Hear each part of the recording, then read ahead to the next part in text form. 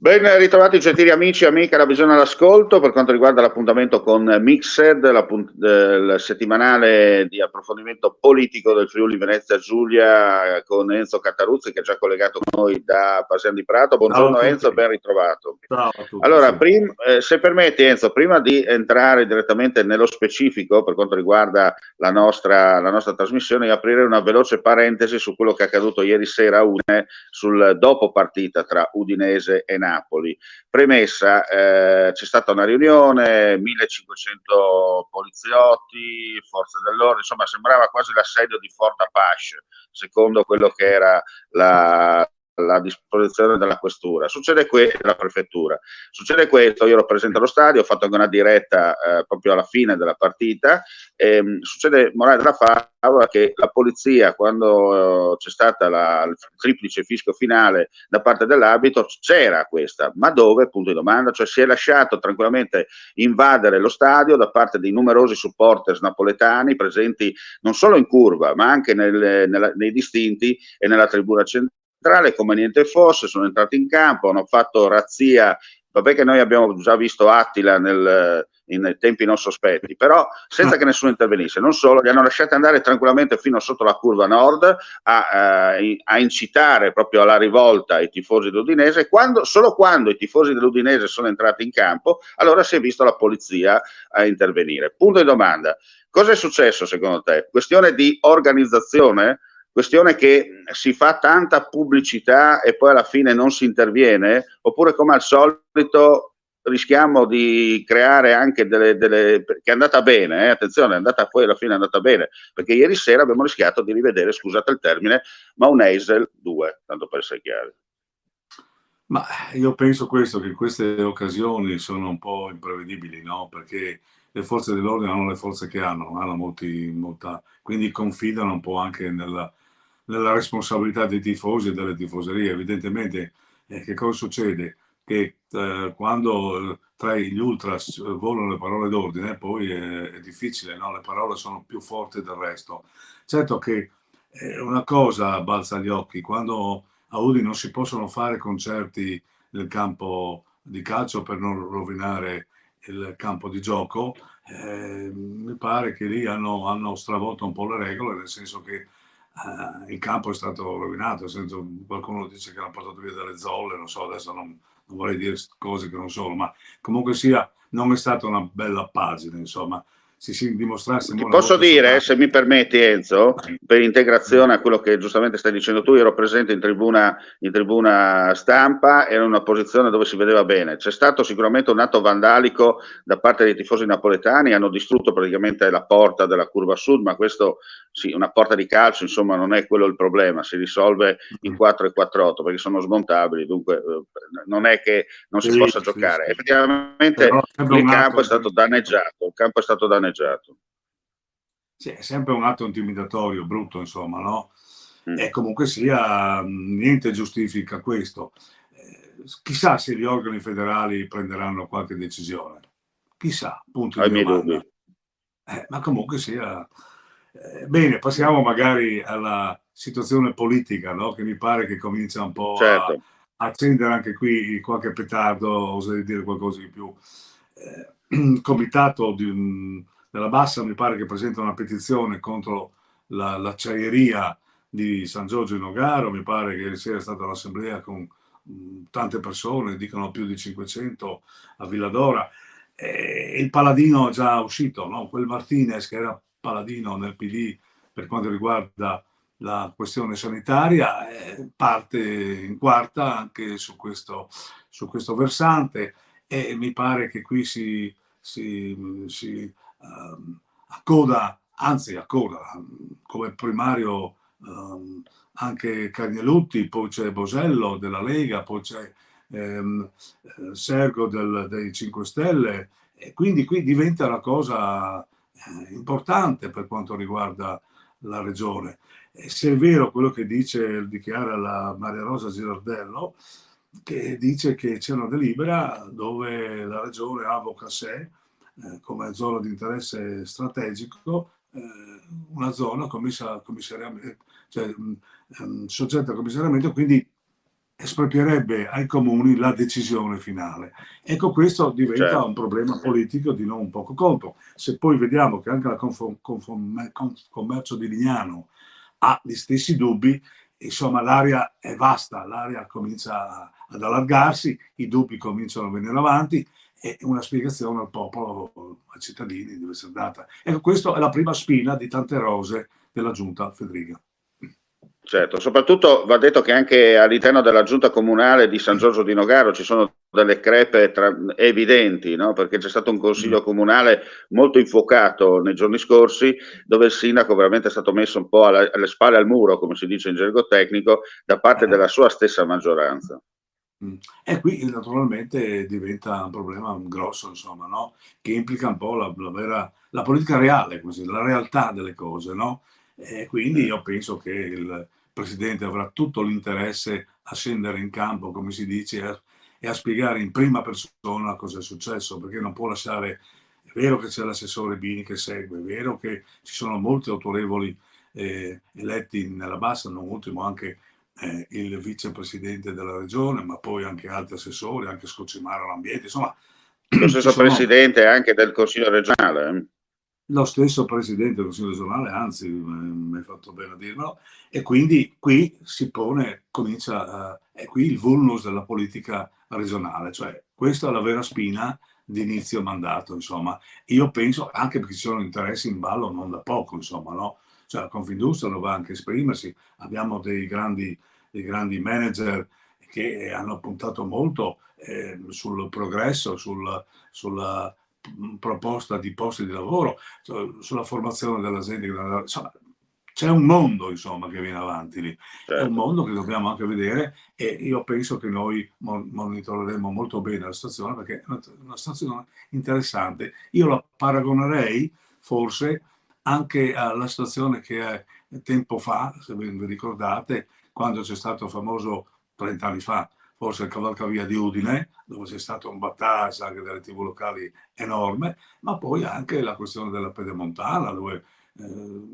quando c'erano le servitù militari, insomma, si torna un momentino a fare una politica sulla realtà delle cose.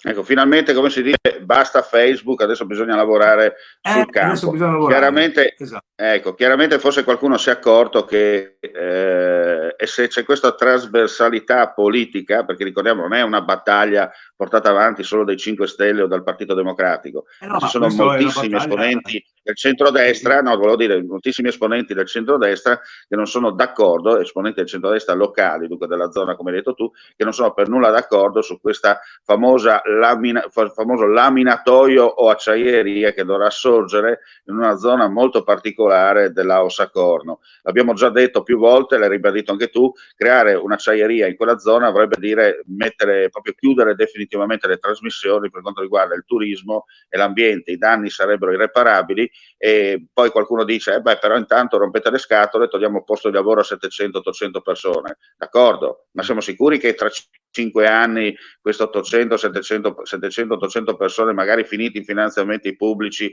quando cioè l'azienda dovrà cominciare a pagare le tasse, sono lì a lavorare oppure lasceremo l'ennesima cattedrale del deserto? Il rischio è questo, il rischio è creare una cattedrale nel deserto e soprattutto creare un danno irreparabile al territorio faunistico, alla fauna e alla flora del territorio, rischiando di rovinare, inquinare fiumi, eccetera, e soprattutto chiudere definitivamente l'aspetto anche turistico e ambientale del territorio tra la laguna di Grado, Marano e soprattutto Lignano.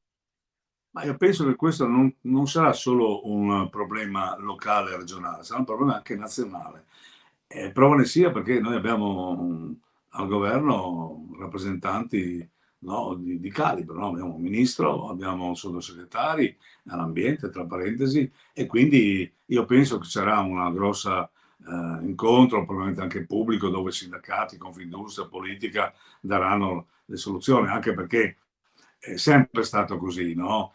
Si accendono le polveri e poi magari si va a vedere che le cose non sono come. Però l'importante è avere la trasparenza sulle cose, capire che investimenti ci sono, i ritorni. Naturalmente è Certo. chiaro che chi ha investimenti diversi in qualche modo ha messo dei soldi, ha messo anche la professionalità, ha messo l'impegno, il sacrificio, e adesso dice ma come? Improvvisamente mi mettete una segheria lì, che cosa succede? È vero, dicono c'è questa famosa acciaieria green. Vorrei capire cosa si tratta del green, perché comunque l'acciaieria sembra Mm. un'acciaieria, insomma. Quello sono d'accordo con te, è sempre una Questo, cosa che comunque l'inquinamento lo fa. sì, bisogna sapere, insomma, capire, Mm. senza crocifiggere nessuno, ma capire anche perché la stampa Certo. ha questo prerogativa di far capire cose ai cittadini, insomma, ecco. Senti, restando in tema, perché tu hai citato anche Pedemontana, eccetera, nei giorni scorsi è uscito sul giornale locale che nella zona di Zoppola, insomma, l'ex Idea Standard sarà recuperata, riconvertita in Interporto 2 per quanto riguarda l'area del Sì, Pordenonese. Ti dirò la verità, non è una novità perché la sapevo già sta cosa ancora dal 2020, mi raccontavano che c'era questa idea, sì, sì. eccetera.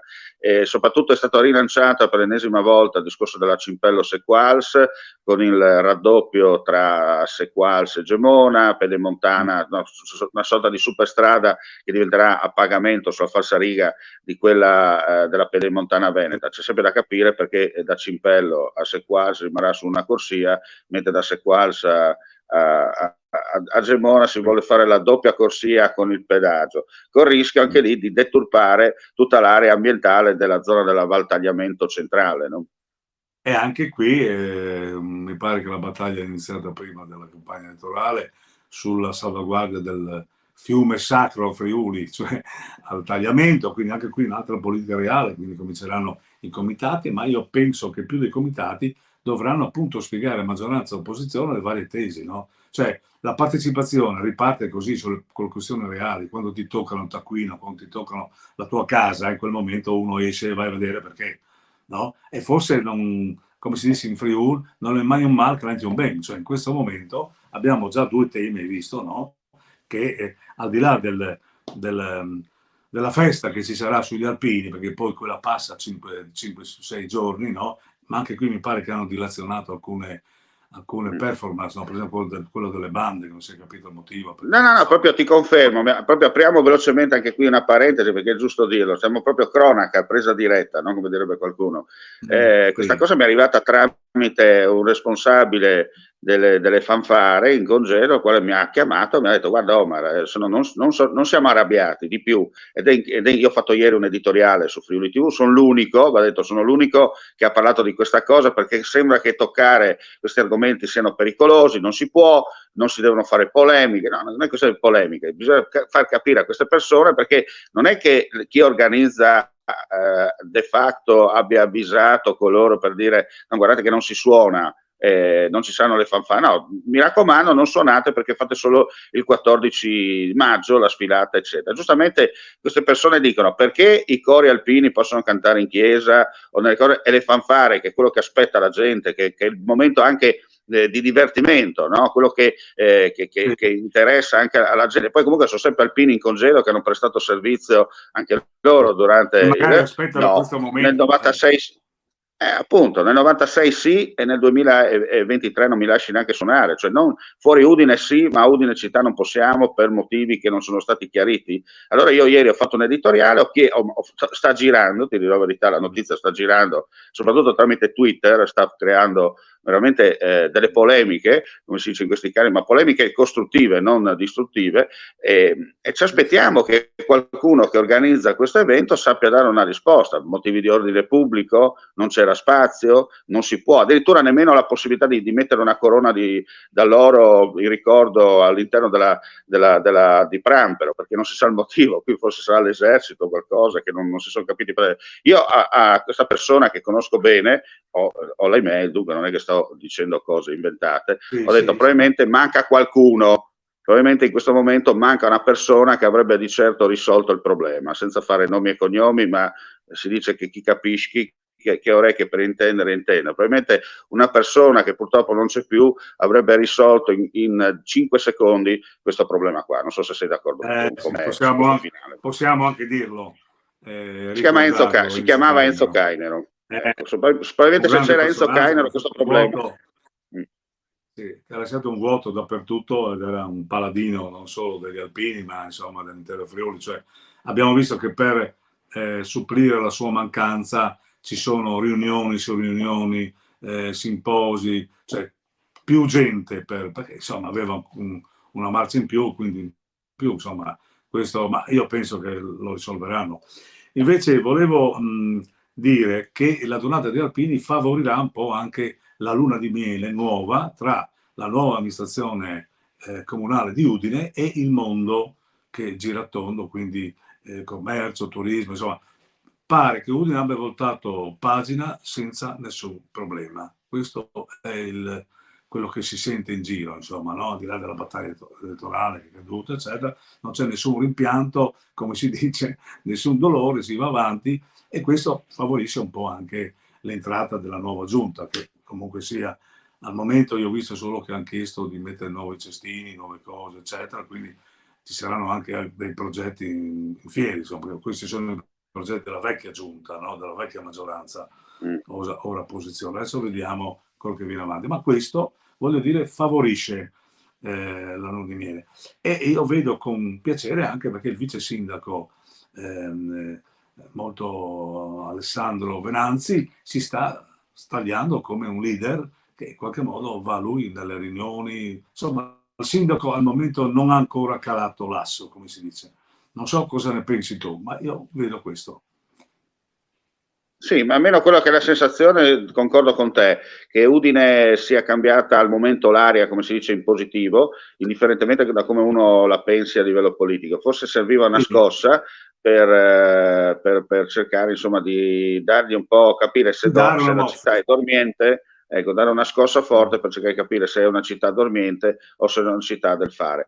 È chiaro, adesso le elezioni per un periodo, la giunta De Toni procederà secondo quello che è stato lasciato in eredità dalla giunta Fontanini, poi c'è da capire quando la giunta De Toni dovrà mettere mani al portafoglio, no? Perché i soldi precedenti sono finiti, dovranno mettere loro le mani al portafoglio per cercare di portare avanti i loro progetti, poi c'è da capire se effettivamente la luna di miele continuerà o meno, no? Perché dopo, per adesso tutto bello, poi bisogna vedere dopo cosa succede.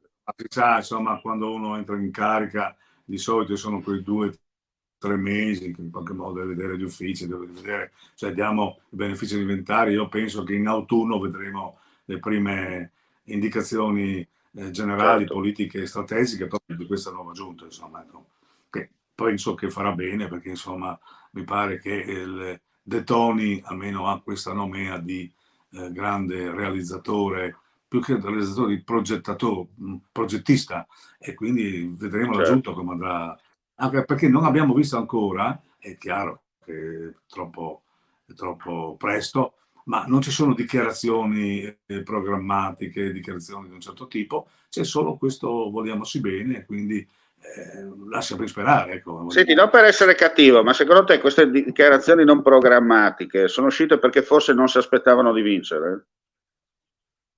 È probabile anche, perché è inutile dirlo, è anche probabile, perché insomma, al di là di tutto, c'era, nell'aria non c'era proprio un colpo così eclatante, no? Evidentemente c'è stato un calo da una parte e invece il centro-sinistra non ha mollato, giustamente, come si deve fare, e quindi si è preoccupata di di mandare la gente al voto, cosa che il centro-destra non ha fatto, ma questo è normale.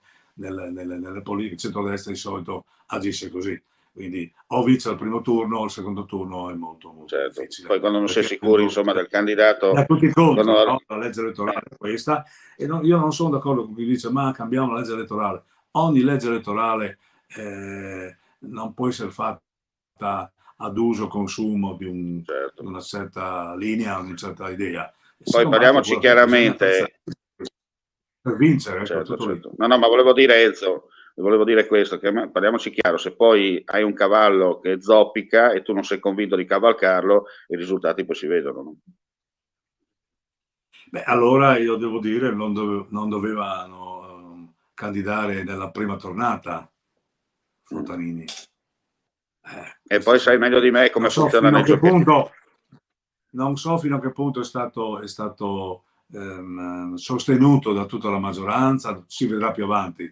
Vedremo più avanti con le nomine che verranno fatte, perché poi in politica niente si nasconde, tutto è abbastanza trasparente, certo. Magari qualche mese dopo, ma si vedono i nomi, i cognomi, quando vanno nei posti nei tasselli giusti, e non solo a Udine, ma in regione, vedremo anche le partecipate, e quindi si capirà, insomma, questa trasversalità. Non Se mi dimenticare permetti, che la politica, dico io, ormai è di lobby, punto.